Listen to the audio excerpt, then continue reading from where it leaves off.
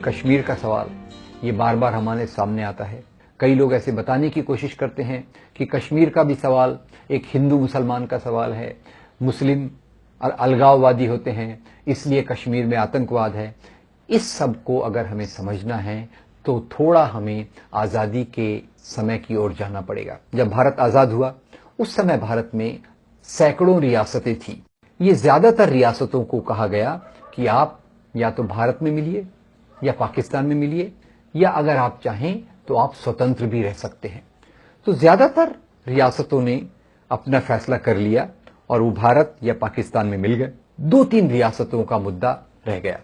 एक थी हैदराबाद, जिसमें ज्यादा प्रजा हिंदू और राजा मुसलमान। हैदराबाद में उस समय भारत सरकार ने मिलिट्री एक्शन को भेजकर हैदराबाद को भारत में मिला लिया। दूसरा सवाल था कश्मीर का। कश्मीर की ज्यादा प्रजा मुसलमान, कश्मीर का जो राजा था हरि सिंह वो हिंदू। ऐसे मौके पर पाकिस्तान चाहता था कि कश्मीर पाकिस्तान में मिल जाए। महाराजा हरि सिंह ने यह फैसला किया कि वो न पाकिस्तान में मिलना चाहते हैं न हिंदुस्तान में मिलना चाहते हैं, वो एक स्वतंत्र राज्य के रूप में कश्मीर को विकसित करना चाहते थे। पाकिस्तान ने कबायलियों के भेष में अपनी फौज को भेजा और ये फौज ने जब कश्मीर पे आक्रमण किया तो कश्मीर के राजा हरि सिंह उस समय डर गए। उसी समय कश्मीर में एक जन आंदोलन था, एक जन पार्टी थी जिसका नाम था नेशनल कॉन्फ्रेंस और इसके नेता का नाम था शेख अब्दुल्ला। पाकिस्तान के कबायलियों द्वारा इस प्रकार के आक्रमण के बाद राजा हरि सिंह ने अपने दूत को भारत सरकार के पास भेजा और निवेदन किया कि वे पाकिस्तानी फौज को हराने के लिए भारत की फौज भेजें। भारत के सामने जब यह प्रस्ताव आया तो भारत के प्रधानमंत्री ने कहा, कश्मीर तो एक स्वतंत्र राज्य है, एक स्वतंत्र राज्य में हम अपनी आर्मी को कैसे भेज सकते हैं। जब ये बात कही गई तो शेख अब्दुल्ला ने पंडित नेहरू को निवेदन किया कि हम पाकिस्तान में नहीं मिलना चाहते, कैसे भी करके हमें आप फौज भेजिए जिससे हम पाकिस्तान में न मिले। कश्मीर के राजा और भारत की सरकार के बीच में एक समझौता हुआ। समझौता ये था कि कश्मीर भारत के साथ मिलेगा पर पूरा इसमें विलय नहीं होगा। कश्मीर को स्वायत्तता, ऑटोनॉमी दी जाएगी और ऐसा फैसला किया गया कि सारी जो कश्मीर के मुद्दे हैं वो कश्मीर की असेंबली देखेगी, 4 मुद्दों को छोड़कर। ये 4 मुद्दे जो भारत सरकार देखने वाली थी वो ये थे, सुरक्षा, विदेश विभाग, करेंसी और कम्युनिकेशन, ये दिल्ली सरकार देखेगी और बाकी सब के लिए कश्मीर को पूरी तौर से स्वायत्तता होगी। जब कश्मीर भारत में मिला तो उस समय शर्त यह थी कि कश्मीर के अंदर भी प्रधानमंत्री होगा, भारत का भी प्रधानमंत्री होगा, कश्मीर का सदर रियासत होगा, भारत का प्रेसिडेंट होगा, कश्मीर का अपना संविधान होगा, भारत का अपना संविधान होगा। इस शर्त पर भारत की फौज कश्मीर में गई और उसने 2/3 हिस्से को पार करके पाकिस्तान की फौज को रोका। तो अब 2/3 कश्मीर भारत में आ गया, 1/3 कश्मीर पाकिस्तान के साथ चला गया। उस समय लॉर्ड माउंटबेटन जो भारत के पहले गवर्नर जनरल थे, उन्होंने सरकार को सलाह दी कि हम ये मुद्दा यूनाइटेड नेशंस में ले जाएंगे। मुद्दा यूनाइटेड नेशंस में ले जाया गया।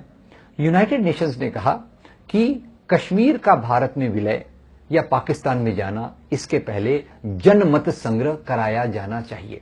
जनमत संग्रह के लिए जो आधार था वो ये था कि जनमत संग्रह यूनाइटेड नेशंस के तत्वाधान में होगा और उसके पहले पाकिस्तान और भारत की फौज कश्मीर को खाली कर देंगे। कश्मीर के लोगों को ऑप्शन दिया जाएगा, चुनाव दिया जाएगा कि आप अपनी राय जाहिर कीजिए, आपको पाकिस्तान में मिलना है, भारत में मिलना है या स्वतंत्र रहना है। पर चूंकि जनमत संग्रह के पहले पाकिस्तान और भारत की फौज को कश्मीर खाली करना था, इन दोनों फौजों ने, इन दोनों सरकारों ने वहां से फौज वापस निकालने के लिए इनकार कर दिया और कश्मीर में कभी भी जनमत संग्रह नहीं हो पाया।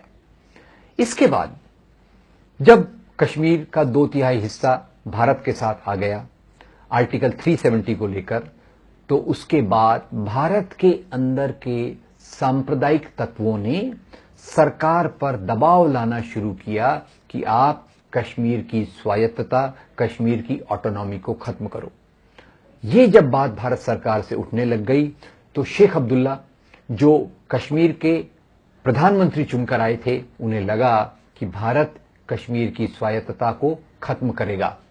इस आधार पर उन्होंने चाइना, अमेरिका से बातचीत शुरू की और जब उन्होंने ये बातचीत शुरू की, भारत सरकार ने उनको 17 साल के लिए जेल में डाल दिया। शेख अब्दुल्ला कश्मीर के चुने हुए प्रधानमंत्री थे और एक चुने हुए प्रधानमंत्री को जेल में डालने के बाद वहां के लोगों में एक प्रकार का असंतोष पैदा हुआ। यही असंतोष बाद में धीरे धीरे परिवर्तित होकर अलगाववाद के रूप में बदलने लगा। तो उसका फायदा पाकिस्तान ने भी उठाया। इन लोगों ने इस असंतोष को और हवा दी ताकि ये इसमें से एक प्रकार का अलगाववाद और मजबूत हो।